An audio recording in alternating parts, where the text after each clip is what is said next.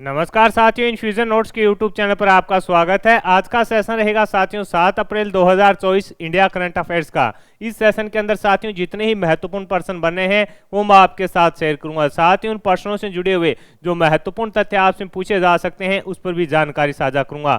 आपकी सुविधा के लिए साथियों वीडियो के डिस्क्रिप्शन में पीडीएफ का लिंक होगा, वहां से आप आसानी से पीडीएफ डाउनलोड कर पाएंगे। मेरा प्रयास रहता है साथियों कि आपका कम समय खराब हो करंट अफेयर्स में। आपको 1 घंटे या 1.5 घंटे करंट अफेयर्स को देने की जरूरत नहीं है। 15 मिनट की एक क्लास होती है साथियों, इससे बाहर इंडिया करंट अफेयर्स का क्वेश्चन जाएगा नहीं। और सेशन की शुरुआत में साथियों 2024 के अंदर जनवरी व फरवरी मार्च माह के जितने ही महत्वपूर्ण प्रश्न बनते हैं उनको अपने रिवीजन करते हैं 3-3 क्वेश्चन लेकर। तो सेशन को पूरा देखिएगा और आप कोई भी सुझाव देना चाहते हैं तो कमेंट बॉक्स में अपनी राय जरूर दे सकते हैं।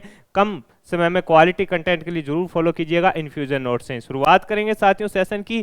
पहला क्वेश्चन आपसे पूछा है Scottish junior open sequence under 19 महिला एकल का खिताब है जो किसने जीता है। आपसे पूछा है Scottish junior open sequence under 19 महिला एकल का खिताब किसने जीता है। तो आंसर रहेगा साथियों अनाहत सिंह ने जीता है। ये जो साथियों अपने 3 क्वेश्चन डेली देखेंगे इससे अपना 2024 के अंदर जितने करंट अफेयर्स के महत्वपूर्ण क्वेश्चन है वो रिवीजन होते जाएंगे।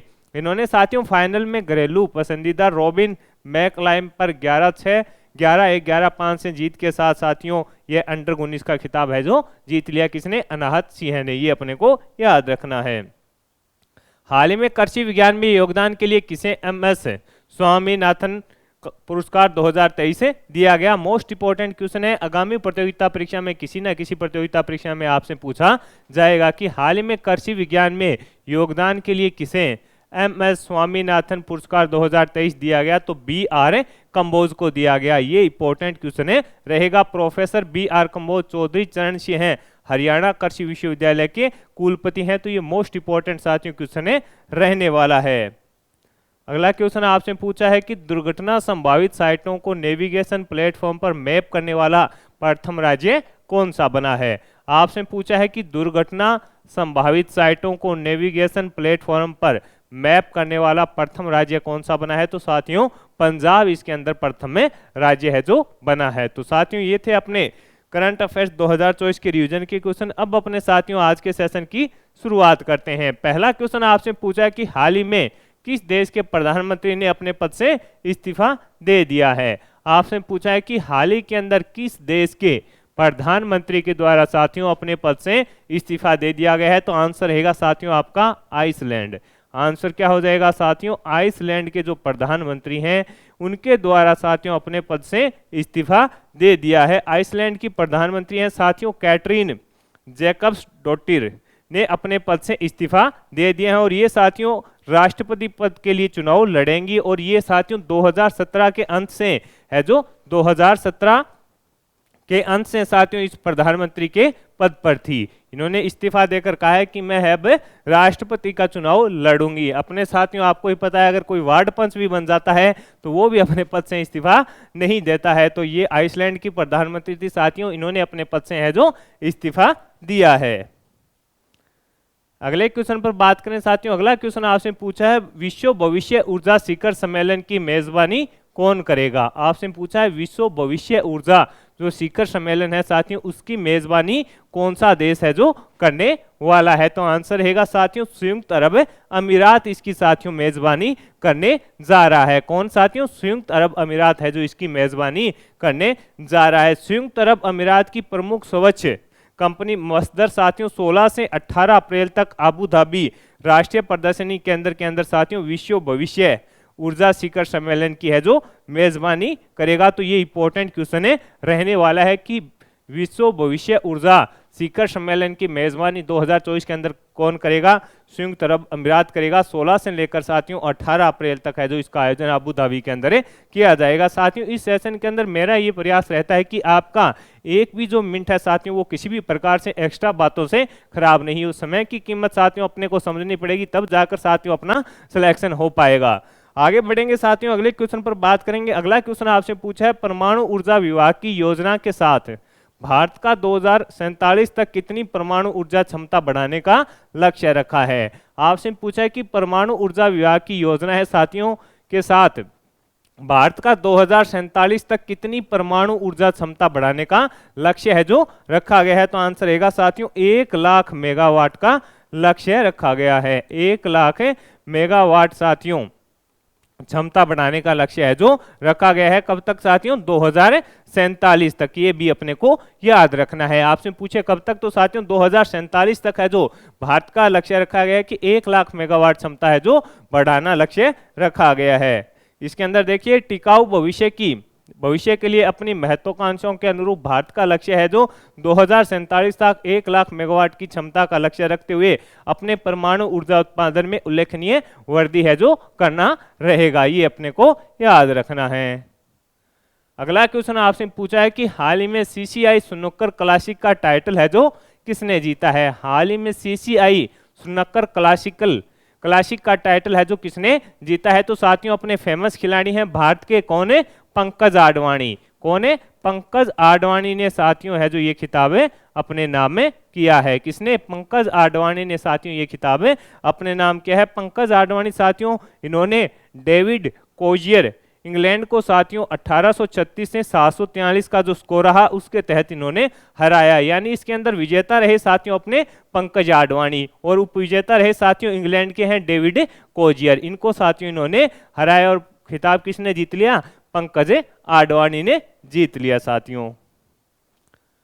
अगला क्वेश्चन आपसे पूछा गया है कि world economic forum young global leaders community the class of में कितने भारतीयों को शामिल किया गया है? World economic forum young global leaders community the class of में कितने भारतीयों को साथियों शामिल किया गया है? तो आंसर रहेगा साथियों 5 भारतीयों को इसके अंदर शामिल है जो किया गया है। विश्व आर्थिक मंच ने साथियों 4 अप्रैल 2024 को जिनेवा स्विट्जरलैंड में young global leaders community the class of 2024 के अपने 20वें संस्करण की घोषणा है जो की थी, जिसके अंदर साथियों young global leaders community the class of 2024 में शामिल 5 भारतीयों में साथियों अभिनेत्री हैं भूमिका पडनेकर, कला और संस्कृति के लिए दिया गया। इसके अलावा नायक फैशन के सीईओ अवधेत नायर को दिया गया। जुबलिटी समूह के डायरेक्टर हैं अर्जुन भारतीय, इनको दिया गया। और वेदांता लिमिटेड के गैर कार्यकारी निदेशक हैं प्रिया अग्रवाल।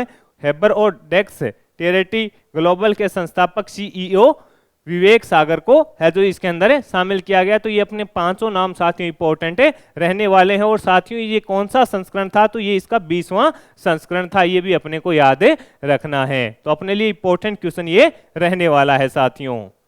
अगले क्वेश्चन पर बात करें साथियों। अगला क्वेश्चन आपसे पूछा है कि 15वें CIDS विश्वकर्मा पुरस्कार से किसे सम्मानित किया गया है? 15वें CIDS विश्वकर्मा पुरस्कार से किसे सम्मानित किया गया है? तो आंसर होगा SJVN यानी सतलुज जल विद्युत जो है कंपनी है साथियों, लिमिटेड है सतलुज जल विद्युत साथियों, जो जल विद्युत लिमिटेड जो साथियों कंपनी है उसको साथियों है जो सम्मानित किया गया है। सतलुज जल विद्युत लिमिटेड को साथियों कॉरपोरेट उत्तरदायित्व के लिए है जो सम्मानित किया गया है। तो अपने को याद रखना है कि कौन सी को 15वें CIDS विश्वकर्मा पुरस्कार से किस लिमिटेड को सम्मानित किया गया है? तो सतलुज जल विद्युत लिमिटेड को साथियों इसके अंदर सम्मानित है जो किया गया है। ये अपने को याद रखना है। अगला क्वेश्चन आपसे पूछा है साथियों कि हाल ही में पेरिस ओलंपिक में भारत की पहली महिला जूरी सदस्य कौन बनी है? हाल ही में पेरिस ओलंपिक में भारत की पहली महिला जूरी सदस्य कौन बनी है? तो बिलक्स मीर बनी है। ये इंपॉर्टेंट है, पहली बनी है तो साथियों कंफर्म आपसे ये पूछा जाएगा। बिलक्स जूरी साथियों इसके अंदर है जो पहली महिला जूरी सदस्य बनी है भारत की। और ये साथियों कहाँ की हैं? तो ये साथियों अपने जम्मू कश्मीर से हैं। कहाँ से हैं? ये साथियों जम्मू कश्मीर से हैं। कहाँ से? तो आपका आंसर हो जाएगा ये जम्मू कश्मीर से हैं। जम्मू कश्मीर की बिलक्स मीर पेरिस ओलंपिक में जूरी सदस्य के रूप में काम करेगी। यह ऐतिहासिक उपलब्धि हासिल करने वाली ये पहली भारतीय महिला है जो बनी है। तो अपने लिए मोस्ट इंपॉर्टेंट साथियों ये क्वेश्चन रहने वाला है। अगला क्वेश्चन आपसे पूछा है कि national cooperative dairy federation of India limited का अध्यक्ष किसे चुना गया है? National cooperative dairy federation of India limited का अध्यक्ष है जो किसे चुना गया है? तो आंसर रहेगा मिनेश शाह को चुना गया है। किसको चुना गया है? मिनेश शाह को चुना गया है। किसको? मिनेश शाह को चुना गया है। राष्ट्रीय डेयरी विकास बोर्ड एनडीबी के प्रमुख मिनेश शाह को सर्वसम्मति से साथियों national cooperative dairy federation of India limited का चेयरमैन चुना गया है। एनसीडीएफआई ने अपने निदेशक मंडल में 8 निदेशकों को भी इसके अंदर साथियों है जो चुना है। तो अपने लिए इंपॉर्टेंट क्या रहेगा कि हाल ही के अंदर national cooperative dairy federation of India limited का अध्यक्ष किसे चुना गया है? तो आंसर रहेगा मिनेश शाह को चुना गया है। तो अपने लिए इंपॉर्टेंट रहने वाला है। हाल में भारतीय सेना में किस एयर डिफेंस सुरक्षा प्रणाली को है जो शामिल किया गया है? इंपॉर्टेंट क्वेश्चन साथियों रहेगा कि हाल ही के अंदर भारतीय सेना में किस एयर डिफेंस सुरक्षा प्रणाली को शामिल किया गया है? तो आकाश तीर कमान को शामिल किया गया है। किसको किया गया है? आकाश तीर कमान को साथियों इसके अंदर शामिल है जो किया गया है। किसको? आकाश तीर कमान को शामिल किया गया है। इस प्रणाली की मदद से देश की जमीन से लेकर साथियों आसमान तक की हिफाजत सेना के लिए आसान हो जाएगी। इसे भारत इलेक्ट्रॉनिक्स लिमिटेड यानी बीईएल ने विकसित किया है। इसे तैयार किसने किया है? तो भारत इलेक्ट्रॉनिक्स लिमिटेड के द्वारा साथियों इसको तैयार किया गया है। तो ये इंपॉर्टेंट है रहने वाला है। यानी इसका निर्माण किसने किया है आकाश तीर का? तो भारत इलेक्ट्रॉनिक्स लिमिटेड के द्वारा साथियों इसको है जो तैयार किया गया है। ये चीजें इस प्रश्न से आपसे पूछी जा सकती है कि इसका निर्माण है जो किसके द्वारा करवाया गया था। हाल ही में किस देश ने अमेरिका, ऑस्ट्रेलिया और जापान के साथ संयुक्त नौसैनिक अभ्यास का आयोजन किया है? हाल ही में किस देश ने साथियों अमेरिका, ऑस्ट्रेलिया, जापान के साथ है जो संयुक्त नौसैनिक अभ्यास का आयोजन किया है? तो आंसर रहेगा फिलीपींस। किसके? तो साथियों आंसर हो जाएगा आपका फिलीपींस ने साथियों किसके साथ मिलकर? अमेरिका, ऑस्ट्रेलिया और जापान के साथ मिलकर संयुक्त नौसैनिक अभ्यास है जो आयोजित किया है। संयुक्त राज्य अमेरिका, जापान और ऑस्ट्रेलिया के साथ फिलीपींस ने अप्रैल 2024 में दक्षिणी चीन सागर में संयुक्त नौसैनिक अभ्यास किया, जिसका उद्देश्य चीन के क्षेत्रीय प्रभाव के बीच सैन्य सहयोग को मजबूत करना था। यानी साथियों अमेरिका क्या चाहता है कि दुनिया आपस में लड़े और वो साथियों अपने हथियार हैं जो बेचे, जिससे उसकी है जो अर्थव्यवस्था मजबूत हो। सबसे ज़्यादा इंपॉर्टेंट ये चीज़ें हैं साथियों, ये चीज़ें पूरे वर्ल्ड को समझनी होगी कि अमेरिका है जो इस प्रकार की है जो चाल चलता है। अगले क्वेश्चन पर बात करेंगे साथियों कि हाल ही में जारी विश्व डोपिंग रोधी एजेंसी की रैंकिंग के अनुसार हाल ही में जारी विश्व डोपिंग रोधी एजेंसी की रैंकिंग के अनुसार दुनिया में डोपिंग उल्लंघन में शीर्ष कौन सा देश है? तो आंसर रहेगा साथियों इसके अंदर जो भारत है वो शीर्ष पर है। और दूसरे स्थान पर अगर आपसे पूछे कौन है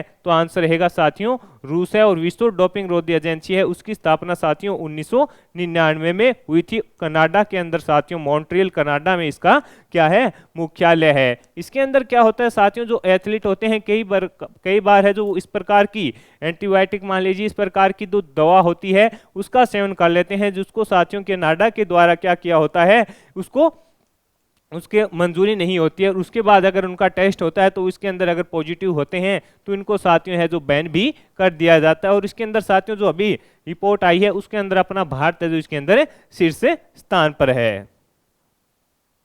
अगले क्वेश्चन पर बात करें साथियों, अगला क्वेश्चन आपसे पूछा है कि हाल ही में भारत के यूपीआई लेन देन में कितने प्रतिशत की है जो वृद्धि दर दर्ज की गई? भारत के यूपीआई लेन देन में कितने प्रतिशत की वृद्धि दर्ज की गई है? तो साथियों 56% की है जो वृद्धि दर्ज की गई है। 2023 की दूसरी 6 माही में भारत में यूपीआई लेन देन में 56% की वृद्धि हुई है, जो मात्रा में 65.7 बिलियन और मूल्य में 99.8 ट्रिलियन रुपए तक पहुंच है। वर्ल्ड लाइन की रिपोर्ट के मोबाइल के माध्यम से यूपीआई के प्रभुत्व पर प्रकाश डालती है, यानी वर्ल्ड लाइन के द्वारा ये रिपोर्टें डाली गई है। और सबसे ज्यादा साथियों आपको ही पता आजकल मोबाइल से फोन पे गूगल पे जो यूज होता है उसके चलते साथियों इतनी वृद्धि हुई है। अगला क्वेश्चन आपसे पूछा है कि हाल ही में जारी लाइसेंस लाइट्स के अध्ययन के अनुसार वर्ष 1990-2021 के बीच वैश्विक जीवन प्रत्याशा है जो कितनी है? तो आंसर रहेगा साथियों 6.2 वर्ष है। 6.2 वर्ष है जो दर्ज की गई है। और भारत में 7.8 वर्ष की वृद्धि दर्ज हुई है। सर्वाधिक वृद्धि है जो साथियों कहां पर है? तो ये 13.6 वर्ष की हुई है, वो भूटान के अंदर हुई है। तो ये अपने को ध्यान रखना है। तो साथियों इस सेशन के अंदर जितने ही महत्वपूर्ण अपने करंट अफेयर्स के क्वेश्चन बन रहे थे वो मैंने आपके साथ शेयर किए हैं। साथ ही उन प्रश्नों से जुड़े हुए जो महत्वपूर्ण तथ्य आपसे पूछे जा सकते हैं उस पर भी जानकारी साझा की है। मेरा प्रयास रहता है साथियों की कम समय में मैं आपके साथ क्वालिटी कंटेंट शेयर करूं। यह प्रयास आपको पसंद आ रहा है तो इस सेशन को साथियों लाइक व शेयर जरूर कीजिएगा। मेरा प्रयास रहता है कि बगैर आपका समय खराब किए साथियों एक भी मिनट इस सेशन के अंदर आपका खराब नहीं होता है। और आपकी सुविधा के लिए साथियों वीडियो के डिस्क्रिप्शन में है जो पीडीएफ का लिंक होता है वहां से आप आसानी से पीडीएफ डाउनलोड कर पाएंगे। कम समय में क्वालिटी कंटेंट के लिए जरूर फॉलो कीजिएगा इन्फ्यूजन नोट्स। धन्यवाद।